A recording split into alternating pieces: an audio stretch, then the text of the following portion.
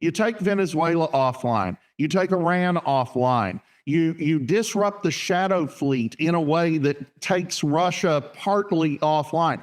All of that goes straight to the current massive geopolitical threat, China, because China actually imports between 40 and 50% of its oil from those three sources. Okay, that forces China onto the open market for oil.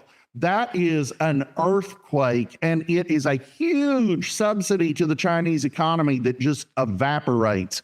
At the same time, you actually make it possible for Venezuela and ultimately Iran to produce in full force quantities, such that global oil prices a year and a half from now ought to be a lot lower because there's just going to be a lot more supply. Now, the short-term situation is rough with them hitting ships in the Straits of Hormuz, but we'll sort that out pretty quickly.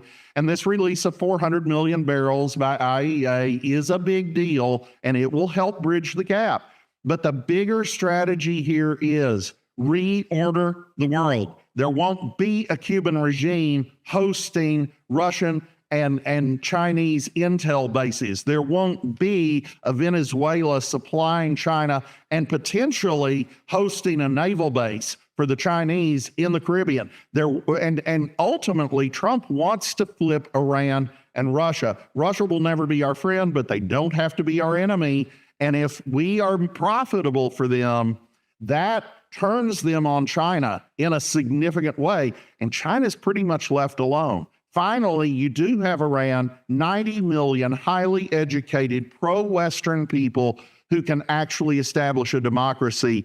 That country will be a first world country in 15 to 20 years if this succeeds.